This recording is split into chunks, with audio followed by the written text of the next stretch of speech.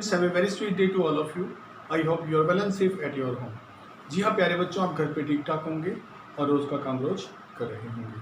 प्यारे बच्चों, आज हम करने वाले हैं 11th इकोनॉमिक्स से माइक्रो इकोनॉमिक्स चैप्टर नंबर जो फर्स्ट है हमारा, उसका एक इम्पॉर्टेंट क्वेश्चन जिसमें हम जानेंगे कि इकोनॉमिक्स के टाइप कितने होते हैं। जी हाँ, इकोनॉमी जो है उसके कितने टाइप्स हैं। मेनली जो है वो इकोनॉमी 3 टाइप की होती है। 3 में बाइफरकेट किया गया है, इसको 3 सेक्शन में बाइफरकेट किया गया है। अगर मैं पहली इकोनॉमी की बात करूं तो इसे कहते हैं free market economy, free market economy और कैपिटलिस्टिक इकोनॉमी। पहला टाइप ये है। जो सेकंड टाइप की बात करें हम तो वो है सेंट्रल प्लान इकोनॉमी। जी हाँ, सेंट्रल प्लान इकोनॉमी या फिर सोशलिस्टिक इकोनॉमी। एक्चुअली जो हमारी 9th-10th क्लासेस थी उसमें इकोनॉमी के टाइप में हमें यूँ बताया गया था, कैपिटलिस्टिक इकोनॉमी होती है, सोशलिस्टिक इकोनॉमी होती है और एक मिक्स्ड इकोनॉमी होती है।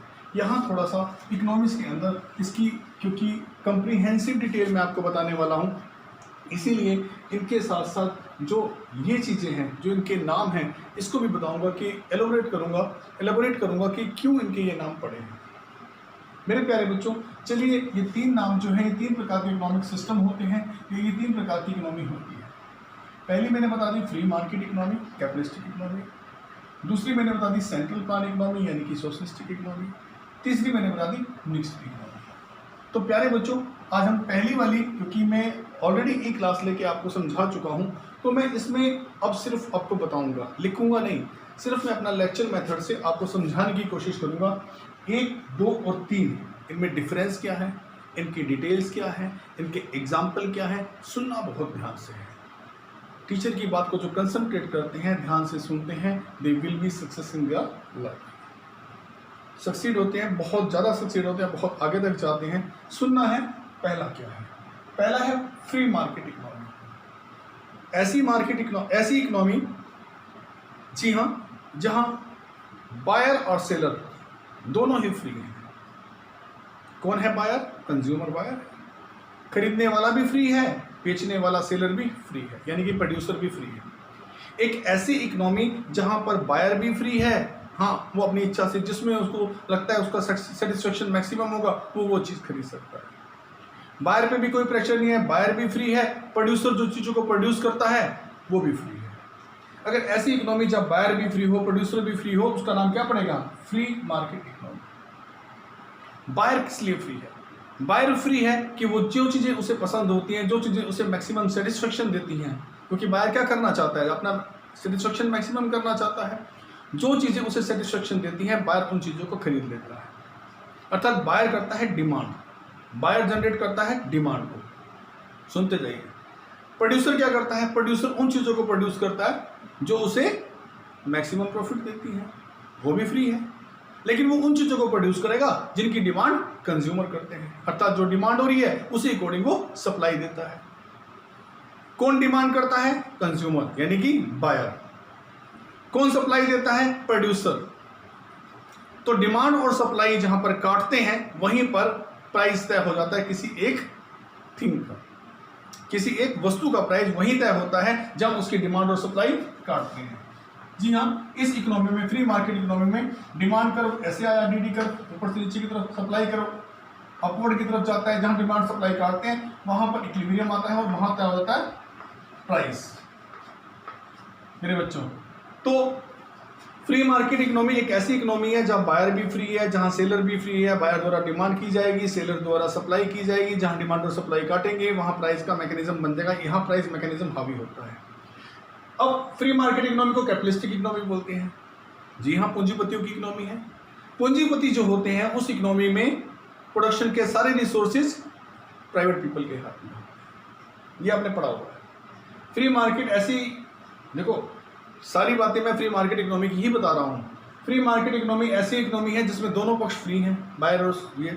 तीसरा, गवर्नमेंट भी इसमें कोई इंटरफेरेंस नहीं करती, गवर्नमेंट भी इसमें कोई हस्तक्षेप नहीं करती, अर्थात प्राइस तय करने में बायर और सेलर की भूमिका होती है, गवर्नमेंट का कोई रोल अदा नहीं होता है।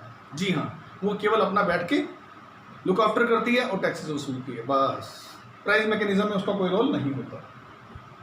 ये वो इकोनॉमी है मेरे बच्चों, इसका एक और नाम है कैपिटलिस्टिक इकोनॉमी। इसके बारे में आपने पढ़ा है। कैपिटलिस्टिक इकोनॉमी वो इकोनॉमी होती है, यही फ्री मार्केट इकोनॉमी की बात ही कर रहा हूँ, ये वो इकोनॉमी होती है मेरे बच्चों जिसके अंदर सारे प्रोडक्शन रिसोर्सेज प्राइवेट पीपल के हाथ में होते हैं। वो ये सोचते हैं what to produce, how to produce and for whom to produce.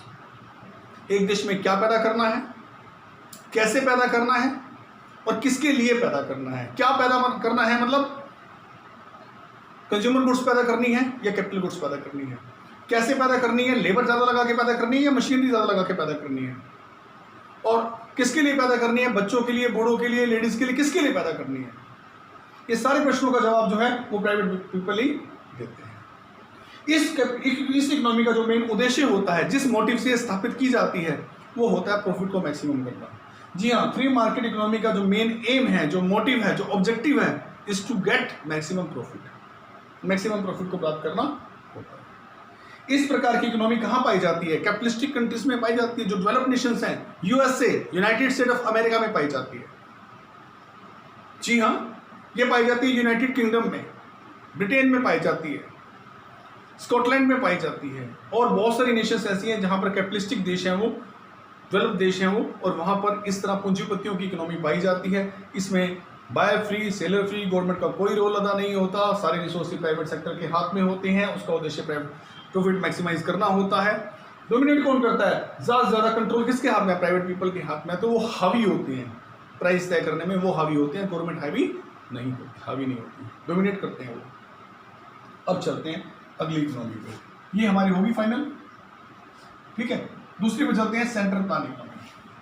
Central plan economy वो इकोनॉमी होती है जिसके अंदर सारे प्रोडक्शन रिसोर्स या तो किसी देश में सेंट्रल अथॉरिटी के पास है, सेंट्रल प्लानिंग कमीशन के पास है, या फिर सरकार के अंदर आते हैं।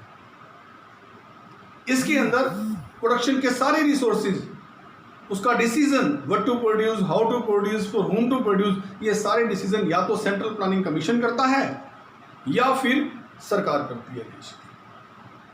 जी हाँ बच्चों, इस इकोनॉमी का जो मेन उद्देश्य होता है वो होता है अपने लोगों का मैक्सिमम सोशल वेलफेयर करना। बेटा ये सेल्फ इंटरेस्ट की इकोनॉमी है, जो ऊपर वाली मैंने बताई थी। Free market economy self interest को ज़्यादा महत्व देती है, जबकि ये सेंट्रल प्लान इकोनॉमी राष्ट्र को महत्व देती है। इसमें इंडिविजुअल का महत्व है ही नहीं। जी हाँ, ये राष्ट्र को महत्व देने वाली है। ये सोशलिस्टिक इकोनॉमी है, समाजवादी अर्थव्यवस्था है, और ये पाई जाती है चाइना और रशिया में, जहां प्रोडक्शन के हर रिसोर्स पर सरकार का अधिकार है, राष्ट्र का अधिकार है। सेंट्रल प्लानिंग अथॉरिटी होती है, वही डिसीजन करती है देश में क्या प्रोड्यूस किया जाएगा, कैसे प्रोड्यूस किया जाएगा, देश की प्लानिंग क्या है, सारे रिसोर्सेज को एलोकेट वही करती है। उद्देश्य है देश का मैक्सिमम भला हो। इसमें सेल्फ इंटरेस्ट नहीं होता है, किसी का कोई इंटरेस्ट नहीं होता है। जो कुछ होता है, प्राइस तय करना है, कुछ भी करना है, वो सब गवर्नमेंट के द्वारा निर्धारण किया जाता है। और इसके दो उदाहरण मैंने आपको अभी रिसेंटली बता दिए कि रशिया और चाइना, ये दो इकोनॉमी ऐसी हैं जो सेंट्रल प्लान इकोनॉमी है। इसमें प्रोडक्शन के सारे रिसोर्सेज गवर्नमेंट के अंदर हैं, किसी व्यक्ति को अपनी प्राइवेट संपत्ति रखने का अधिकार नहीं है। जो कुछ है सरकार का है, वही डिसाइड करती है कैसे पैदा करना है, किसका कैसे कब पैदा करना है और किसके लिए पैदा करना है, क्या बनाना है, क्या नहीं बनाना है। गवर्नमेंट से सब्सिडी मिलती है, गवर्नमेंट को टैक्सेस जमा होते हैं, गवर्नमेंट का मच और मच इन्फ्लुएंस रहता है, गवर्नमेंट का इन्फ्लुएंस रहता है। अभी मैं इन तीनों का आपको डिस्टिंग्विश भी बता दूंगा और सुनकर बहुत अच्छा लगेगा, क्योंकि सारी चीज़ें यहाँ सामने आपके आ जाएंगी। अब चलते हैं तीसरी प्रकार की इकोनॉमी में, ये भी हमने कर दी, मिक्स्ड इकोनॉमी। जी मेरे बच्चों, ये हमारे देश की इकोनॉमी है। ये पाई जाती है इंडिया, पाकिस्तान, बांग्लादेश, या फिर कह सकते हैं डेवलपिंग नेशन में, डेवलपिंग नेशन। मिक्स्ड इकोनॉमी क्या होती है, सुनिए मेरे बच्चों। मिक्स्ड इकोनॉमी वो इकोनॉमी होती है जहां प्रोडक्शन के रिसोर्सेज में, या ऐसी इकोनॉमी जहां पे प्राइवेट सेक्टर और पब्लिक सेक्टर दोनों साइमल्टेनियसली वर्क करते रहते हैं। जहां कुछ क्षेत्र में प्राइवेट उद्योग लगे हैं, कुछ क्षेत्र में सरकारी उद्योग लगे हैं, ऐसी इकोनॉमी को मिक्स्ड इकोनॉमी कहते हैं। मिक्स्ड इकोनॉमी क्यों अपनानी पड़ती है? मिक्स्ड इकोनॉमी ऐसी इकोनॉमी है जिसमें फ्री मार्केट इकोनॉमी यानी कि कैपिटलिस्टिक इकोनॉमी वाले गुण भी होते हैं, और सेंट्रल प्लान अथॉरिटी यानी कि सरकार की पब्लिक एंटरप्राइजेस भी होती है।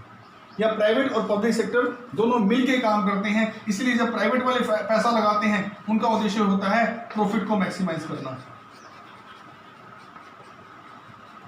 लेकिन जब पब्लिक सेक्टर का उद्योग लगता है, पब्लिक एंटरप्राइजेस लगता है, पीएसयू लगता है, पब्लिक सेक्टर यूनिट लगता है, उसका उद्देश्य होता है maximum social welfare, maximum social welfare. ये ज्यादातर डेवलपिंग नेशन द्वारा अपनाया जाता है क्योंकि उनके पास बहुत ज्यादा पैसा नहीं होता, इसलिए वो कैपिटल इकोनॉमिक्स की तरह अपने उद्योग धंधे खुद प्राइवेट पीपल वहां पर नहीं लगा सकते।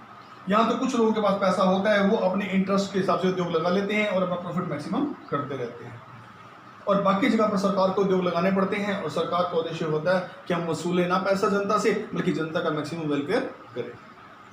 इस प्रकार की इकोनॉमी भी देश के उन देशों में पाई जाती है जो डेवलपिंग है, जो स्ट्रगलिंग है, जो विकास के लिए मेहनत कर रहे हैं। और इस प्रकार की इकोनॉमी में जो दो सेक्टर हैं, पब्लिक और प्राइवेट, इन दोनों को अपने अपने इंटरेस्ट की बात करनी होती है। अगर प्राइवेट उद्योग है तो वो प्रॉफिट मैक्सिमम की तरफ ध्यान देता है, और अगर वो सरकारी एंटरप्राइज लगा हुआ है, पब्लिक उद्योग लगा हुआ है, तो वो जो है प्रॉफिट को कम महत्व देते हैं, बल्कि उससे उत्पादन जो हो उससे सोशल वेलफेयर होना चाहिए, ऐसा जो है वो अच्छा समझा जाता है, उस पर कंसंट्रेट करते हैं। मेरे प्यारे बच्चों, एग्जाम्पल से समझाता हूँ। अब देखिए, हमारे देश में मिक्स्ड इकोनॉमी है, यहाँ प्राइवेट सेक्टर भी काम कर रहा है और पब्लिक सेक्टर भी काम करता है। अब मैं आपको बताता हूँ, देखिए, अगर मैं प्राइवेट हॉस्पिटल की बात करूँ, प्राइवेट हॉस्पिटल में अच्छा इलाज करेंगे डॉक्टर, अच्छे ट्रेंड होंगे, बहुत केयरिंग होती है, अच्छा पैसा हमारा खर्च होता है, इलाज उन लोगों का हो जाता है जिनके पास पैसा होता है, वो प्राइवेट सेक्टर में जाना पसंद करते हैं अपनी अच्छी केयर के लिए, अपनी अच्छी सेहत के लिए। लेकिन वैसे ही सरकारी हॉस्पिटल भी हैं, जिसे हम कहते हैं सिविल हॉस्पिटल सरकार के, जहाँ पे प्राइवेट उद्योग है वहाँ सरकार ने अपना एंटरप्राइजेस भी दिया है। क्यों? जिन लोगों के पास पैसा नहीं है, विकासशील देश है, ज़्यादा पैसे वाले देश नहीं है, जहाँ वहाँ भी सिविल हॉस्पिटल में भी सेम क्वालिफिकेशन वाले MBBS MS डॉक्टर बैठे होते हैं, लेकिन सिर्फ यह है कि यहाँ ज़्यादा केयर है तो यहाँ केयर ठीक ठाक सी है। सिस्टम हमारा गवर्नमेंट का ऐसा, क्वालिफाइड तो यहाँ भी हैं लोग, क्वालिफाइड यहाँ भी हैं। गवर्नमेंट किसी की क्वालिफिकेशन को कम करके नहीं लेती है। अभी यहाँ सरकारी क्षेत्र में आप लगे हैं तो अभी क्वालिफिकेशन कम है, क्वालिफिकेशन तो पूरी होती है, पर केयरिंग का फर्क होता है, इलाज का फर्क होता है, लुक आफ्टर का फर्क होता है। लोग यहाँ भी जाते हैं ताकि वो, जिनकी यहाँ पर क्या है, बहुत कम पैसे लगते हैं। अगर यहाँ पे 500 रुपये की पर्ची लगती है किसी इमरजेंसी में, तो यहाँ हो सकता है 15 रुपये की पर्ची लगती हो, 10 रुपये की पर्ची लगती हो, 5 रुपये की पर्ची लगती हो, इलाज यहाँ भी होता है। ऐसे ही प्राइवेट स्कूल, इनका उद्देश्य प्रॉफिट कमाना है इसलिए ज़्यादा चार्ज करते हैं, इनका उद्देश्य जनता को इलाज की सुविधाएं देना है इसलिए कम चार्ज करते हैं। तो मिक्स्ड इकोनॉमी में प्राइवेट हॉस्पिटल, सरकारी हॉस्पिटल, प्राइवेट स्कूल अधिक प्रॉफिट कमाते हैं, अधिक फीसें रखते हैं, सरकारी ये करते हैं। लेकिन अब माहौल का फर्क होता है। हम लोग अपने बच्चों को प्राइवेट सेक्टर में पढ़ाते हैं ताकि उनका बोलचाल अच्छा हो, अच्छे लोगों के ऊपर बैठे करें, वहाँ कोई इतना केयर नहीं करता है, गवर्नमेंट से सैलरी मिल जाती है, ज़्यादा केयरिंग वो लोग नहीं होते हैं। सारे गवर्नमेंट स्कूल भी गंदे नहीं होते मेरे बच्चों, फील करने की कोई ज़रूरत नहीं अगर किसी के पेरेंट्स गवर्नमेंट स्कूल में है। मैं ये कह रहा हूँ सारा सिस्टम गंदा नहीं है, कुछ लोग ऐसे होते हैं जो यहाँ लुक आफ्टर कम करते हैं। वरना अगर देखें तो नॉर्थ इंडिया में ऐसी स्थिति है कि इनमें फ़र्क मिलता है, लेकिन साउथ इंडिया में तो सरकारी स्कूल भी अच्छे वर्क करने वाले हैं, और पढ़ने वालों को सरकारी स्कूल से पढ़कर भी अच्छी डिग्री ले लेता है। मेरा मतलब है सिर्फ समझाना, क्योंकि मैं एक लेक्चरर हूँ, मैं लेक्चर से स्पष्ट कर सकता हूँ, चीज़ों को स्पष्ट ही कर रहा हूँ, मैं किसी की निंदा नहीं कर रहा हूँ। तो मेरे बच्चे मिक्स्ड इकोनॉमी वहाँ है। अगर हम बात करें प्राइवेट शॉप्स की, अब राशन की दुकानें हैं, जो सरकारी राशन की दुकानें हैं वहाँ तो 2 रुपये 3 रुपये 4 रुपये किलो अनाज मिलता है ताकि गरीब आदमी लेकर BPL परिवार का कार्ड जो है उससे सस्ता लेकर वो अपना गुजारा कर ले। लेकिन जैसे हम और आप हैं, अब हम अर्निंग करते हैं तो अपना आम जो प्राइवेट दुकानें हैं उनसे अपना सामान राशन लेकर जो है अपना गुजारा करते हैं। आटा में 22 रुपये 25 रुपये किलो पड़ता है, जबकि इनको जो है आटा जो है 5-7 रुपये किलो तक ही मिल जाता है, क्योंकि 2-3 रुपये में गेहूँ मिली, 2-3 रुपये पिसाई होगी तो इनको सस्ता पड़ जाता है। सर्वाइव हर एक ने करना है मेरे भाई। अगर देश में लोगों के पास पैसा है तो प्राइवेट सेक्टर की तरफ जाते हैं, जी हाँ, अगर नहीं है तो सरकारी से भी गुजारा किया जाता है। ऐसी इकोनॉमी जो स्टेबल इकोनॉमी होती है, जहाँ विकास की संभावनाएं दोनों सेक्टर के अंदर उपलब्ध होती हैं, ऐसी इकोनॉमी को मिक्स्ड इकोनॉमी कहा जाता है, और ये पाई जाती है इंडिया, पाकिस्तान और बांग्लादेश में। मेरे बच्चों, अब अंतर करें, यहाँ पे प्राइवेट सेक्टर के पास सारे क्या है रिसोर्सेज, यहाँ सरकार के पास या सेंट्रल प्लान अथॉरिटी के पास सारे रिसोर्सेज हैं, यहाँ दोनों में डिवाइडेड है। इसका उद्देश्य प्रॉफिट मैक्सिमम करना, इसका उद्देश्य सोशल वेलफेयर करना, इसका उद्देश्य दोनों को, जो लग जाए प्राइवेट है तो उसका भला करना, और अगर पब्लिक सेक्टर में है तो उसका मैक्सिमम सोशल वेलफेयर करना राष्ट्र का। इस तरह इन तीनों के अंदर मैंने काफ़ी कुछ आपको जो है वो डिटेल में बता दिया है, और अब अगली वीडियो में हम कोई और सब्जेक्ट करेंगे। तब तक के लिए थैंक यू वेरी मच।